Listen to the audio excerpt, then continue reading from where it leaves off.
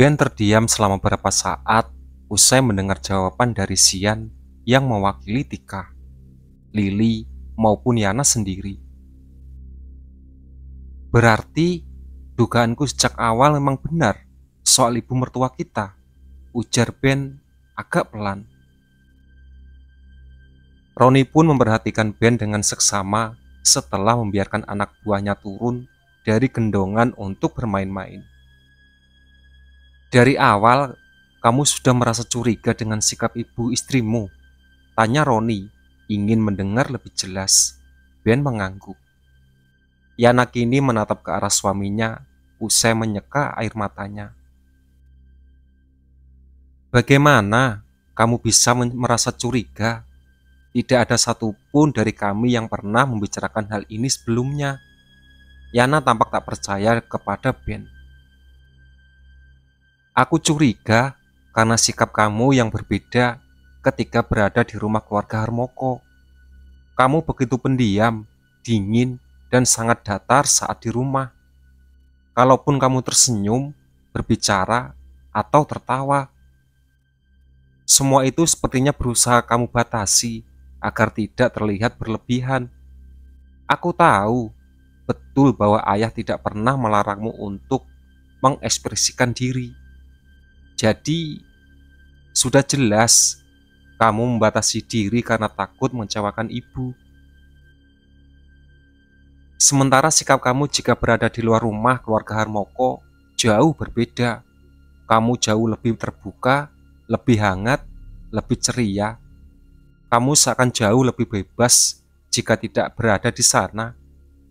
Lalu, semisal kamu ada di rumah kita bersama ibuku, sikap pendiam, dingin, dan datar itu akan kembali kalau ibumu datang. Aku sudah lama curiga, Yana, tapi aku takut menyinggung perasaanmu jika membahasnya. Terlebih karena kita dulu pernah ada dalam situasi yang benar-benar rumit. Jelas, Ben, lebih berani untuk berbicara secara terbuka. Lily pun mengusap-ngusap punggung Yana dengan lemah lembut agar Yana menjadi lebih tenang. Kakak, seharusnya tidak perlu menanyakan hal itu. Sudah jelas Kak Ben bisa curiga dengan hal seperti itu. Karena saat ini Kak Ben memutuskan untuk mengenal kakak lebih jauh dari dia yang sudah dia ketahui. Kak Ben bukan hanya mencoba mengenal kakak menggunakan pikirannya untuk mengingat, tapi juga menggunakan hatinya. Kak Ben jelas lebih jauh lebih perasa dan bisa merasakan perbedaan dari diri kakak, seperti yang tadi dia sebutkan, ujar Lily. Dan sekarang aku merasa malu karena dia tahu mengenai apa yang aku sembunyikan, Li, desis Yana, berharap Ben tidak akan pernah mendengarnya. Kenapa kamu harus malu? Tanya Ben. Pria itu ternyata mendengar desisan Yana karena suasana yang hening. Talia menepuk pundak Yana dengan cukup keras, lalu menggunakan bahasa isyarat kembali untuk berbicara. Semua mata kini teralih pada Roni, namun Roni justru tampak meringis dan terlihat tidak ragu untuk menerjemahkannya. Katakan saja, kami tidak akan marah, meski mungkin akan ada kalimat yang tidak pantas, ujar Sian yang tampak tahu bahwa Roni sedang ragu-ragu. Sebaiknya percepat Pak Roni, tampaknya istri Anda berbicara sangat banyak pada Yana. Pinta Tika yang sejak tadi tatapannya sama sekali tidak teralih dari Talia. Istriku mengatakan, itulah yang aku benci dari kamu. Sejak kecil kamu itu selalu saja berusaha menutupi kalau ibumu sering membuatmu tidak nyaman. Setiap ucapannya selalu membuat mentalku menjadi tidak baik-baik saja, tapi kamu hanya diam. Sekarang kamu harus malu kalau suamimu tahu mengenai hal itu. Sudah seharusnya kamu menjadikan dia tempat bersandarmu dan tempat berbagi setelah menikah dengannya. Aku heran, kamu itu bodoh atau memang sulit berpikir jernih jika sudah berhadapan dengan ibumu? Atau apakah dia memang sengaja memberimu intimidasi setiap saat agar kamu menjadi panutan bagi kakak perempuan dan adik-adik perempuanmu?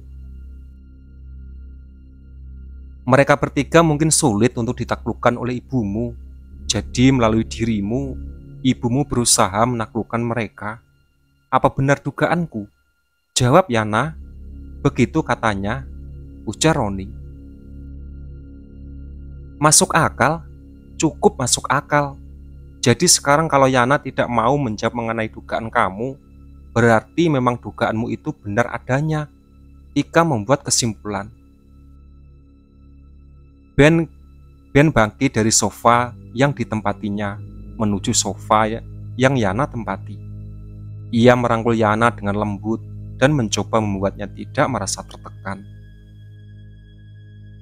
Apakah kamu mau istirahat dulu sebentar? Tanya Ben.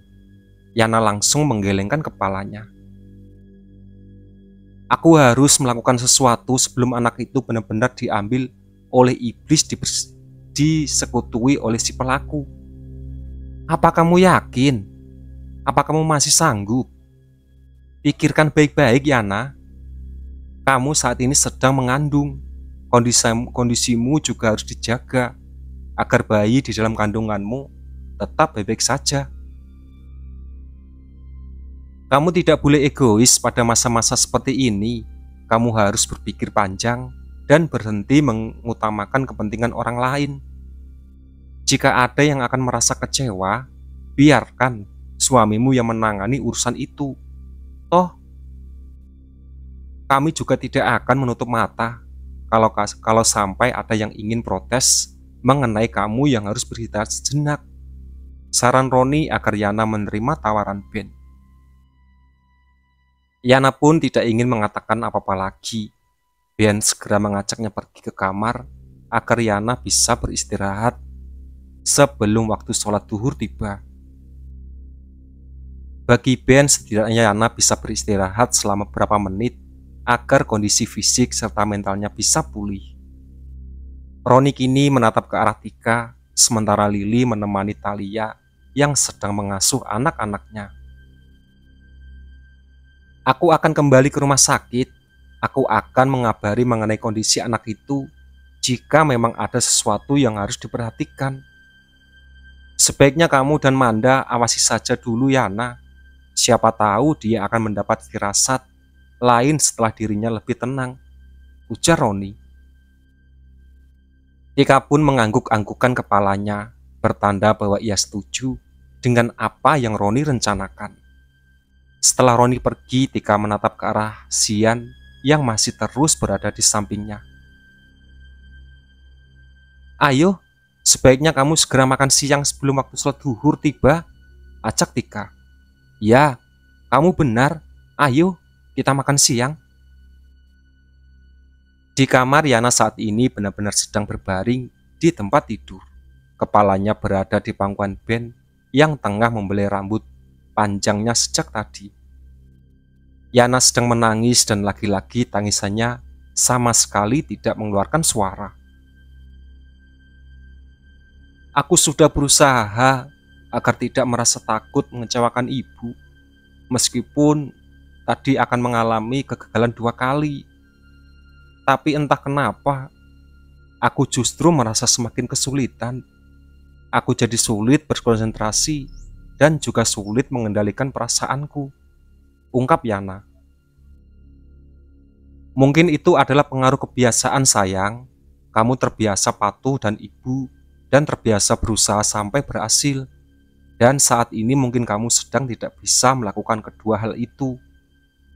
Kamu sedang mengandung, otomatis hormon di dalam tubuhmu sedang naik turun, tidak terkendali.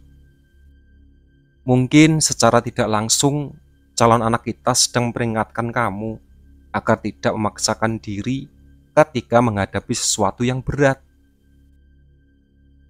Sekarang, cobalah untuk berpikir positif. Mungkin dengan begitu, hatimu akan mulai merasa lebih lega dan tidak lagi memiliki beban. Ayo, cobalah. Aku ada di sini untuk mendampingi kamu. Bujuk Ben perlahan-lahan agar Yana tidak ragu dan tidak menolaknya. Itulah sahabat cerita dari Tumbal Jual Jiwa. Ditunggu part selanjutnya. Oke.